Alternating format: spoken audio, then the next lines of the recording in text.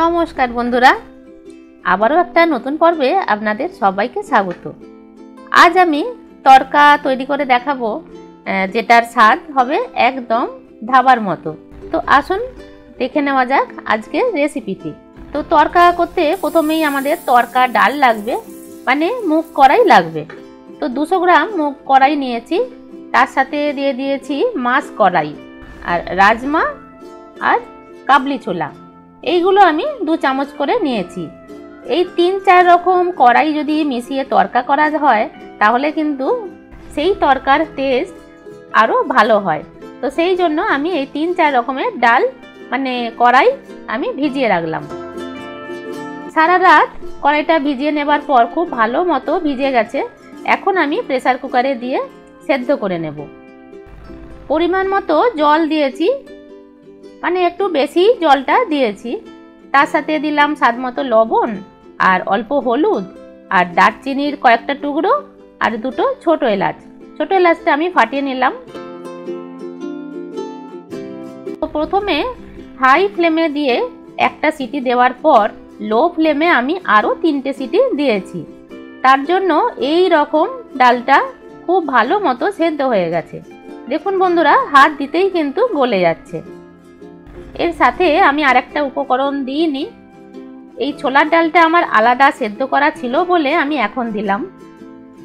আপনারা কিন্তু প্রথমে এই ডাল ভেজানোর সময়তেই তখনই ছোলার ডালটা একসাথেই ভিজিয়ে নেবেন, তারপর সবগুলোই সেদ্ধ করে নিতে হবে। আর ছোলার ডালটা আমার আলাদা ছিল বলে এখন মিশিয়ে দিলাম। এবার আমি গ্যাসে ফ্রাইং প্যান বসিয়ে দিয়েছি আর 3 চামচ সাদা তেল দিলাম। ফোড়নের জন্য দিলাম গোটা মেথি আর গোটা জিরে।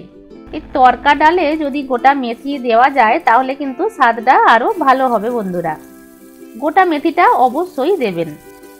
ফোড়নের সুন্দর গন্ধ বেরোলে দিয়ে দেব রসুন কুচি, আর রসুন কুচিটা অল্প ভাজা করে নেওয়ার পর দিয়ে দিলাম পেঁয়াজ কুচি। এখানে আমি 3টে মিডিয়াম সাইজের পেঁয়াজ আমি কুচি করে নিয়েছি, মানে বেশ অনেকটাই পেঁয়াজটা দিতে হবে, তবেই কিন্তু তড়কাটা ভালো হবে। পেঁয়াজটা হালকা ভেজে নেওয়ার পর আমি দিয়ে দিয়েছি টমেটো। 2টো টমেটো আমি কুচি করে নিয়েছি। এরপর আমি দিয়ে দেব আদা বাটা।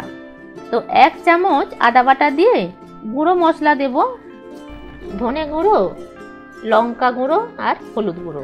সব গুঁড়ো মশলাই আমি 1 টিস্পুন করে দিয়েছি। ব্যাস এই মশলাতেই কিন্তু তড়কাটা আমি করে নেব। মশলাটা যাতে পুড়ে না যায় অল্প জল দিয়ে মশলাটা আমি কষে নিচ্ছি।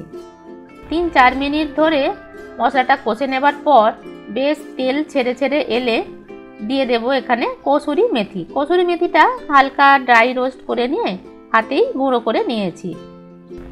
আমরা কম বেশি সবাই বাড়িতে তড়কা বানাই, তবে অনেকেই বলেন বাড়িতে তড়কা বানালে সেটা কিন্তু ধাবার মতো বা দোকানের মতো টেস্ট হয় না। এইভাবে তড়কা বানালে কিন্তু একদম ধাবার মতোই টেস্ট আসবে। মশলাটা ভালো মতো কষিয়ে নিয়েছি, মানে তেলটা ছেড়ে এসেছে, দেখতেই পাচ্ছেন বন্ধুরা। মশলাটা এক সাইডে করে রেখে 2টো ডিম ফাটিয়ে আমি দিয়ে দিলাম। আর ডিমটা দেওয়ার সাথে সাথেই কিন্তু মিশিয়ে নিতে হবে, মানে ডিমের ভুর্জি মতো করে নিচ্ছি। ডিমটা দেওয়ার পর হাই ফ্লেমেই ডিমটা এরকম মিশিয়ে নিতে হবে। খুব ভালো মতো মেশানো হয়ে গেছে। এবার মশলার সাথেও ডিমটা ভালো করে মিক্স করে নিচ্ছি। ডিম আর মশলার সাথে মিশিয়ে নেবার পর দিয়ে দিলাম স্বাদ মতো লবণ। এখানে মনে রাখতে হবে বন্ধুরা, ডালটা সেদ্ধ করার সময়তেও কিন্তু আমি লবণ দিয়ে সেদ্ধ করেছিলাম। তো সেই মতো লবণটা আমি দিলাম। সমস্ত ডালটাই আমি ঢেলে দিয়েছি ফ্রাইং প্যানে। তবে ফ্রাইং প্যানটায় আমার নাড়াচাড়া করতে অসুবিধা হচ্ছে, আমি কিন্তু ওই প্রেসার কুকারেই আবার ঢেলে দিচ্ছি, তাতে ভালোভাবে নাড়াচাড়া করতে পারবো।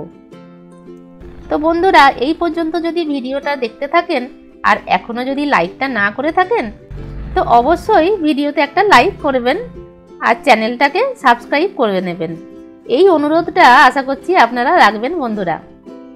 তো এখন অন্যদিকে কড়াতে আমি 1 চামচ তেল আর 1 চামচ বাটার দিয়ে মেল্ট করে নিয়েছি বাটারটা। এতে বেশ কিছুটা রসুন কুচি দিয়ে হালকা ভেজে নেওয়ার পর গ্যাসটা আমি অফ করে দিলাম। আর গ্যাসটা অফ করে দেওয়ার পর দিলাম কাশ্মীরি লঙ্কা গুঁড়ো। এইটা আমি তরকার ওপরে ঢেলে দেব। এই রকম লালচে আর তেল তেল ব্যাপারটা কিন্তু রেস্টুরেন্টে বা ধাবাতে হয়ে থাকে। তো এই জন্যই এই ফোড়নটা আমি দিলাম। তো বন্ধুরা দেখলেন তো কত সহজেই রেডি হয়ে গেল ডিম তরকা। আর আমি এটা ধাবা স্টাইলেই পরিবেশন করেছি, রুটি, কাঁচা পেঁয়াজ, কাঁচা লঙ্কা আর অল্প আচার দিয়ে। আপনাদের কেমন লাগলো বন্ধুরা অবশ্যই কমেন্ট করে আমাকে জানাবেন। আর ভালো লাগলে লাইক শেয়ার তো করবেনই, সাথে সাবস্ক্রাইব করে দেবেন। আজকে এ পর্যন্তই। আমি আবার আসবো নতুন কোনো রেসিপি নিয়ে। আপনারা ভালো থাকবেন, সুস্থ থাকবেন। ধন্যবাদ।